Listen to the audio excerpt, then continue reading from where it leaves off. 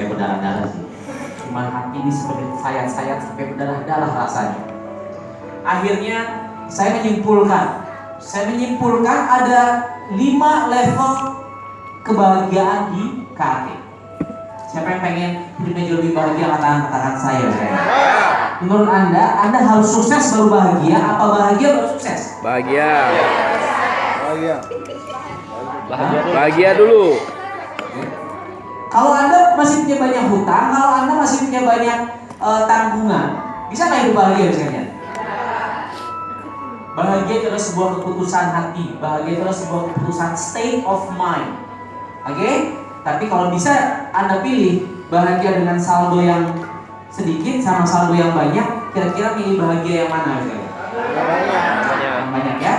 Bahkan Anda sakit pun itu masih bisa bahagia, karena itu keputusan hati. Tapi kalau Anda boleh pilih bahagia dengan kondisi yang sakit atau kondisi yang sehat, Anda pilih misalnya. Oke?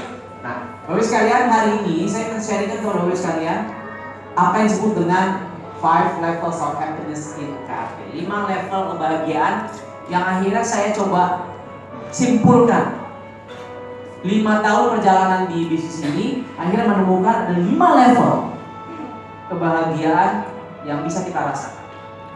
Dan insya Allah ada semua merasakan semua tingkatan kebahagiaan ini. Amin. Oke, ada 5 level. Yang pertama adalah breaking the X, ya, pecah telur. Siapa di sini di antara Anda yang ingat pertama kali Anda closing 1A Anda? Ada? Happy kan? Happy. Kalau yang belum pernah closing itu, saya kasih tahu, itu biasanya momen yang sangat menggembirakan.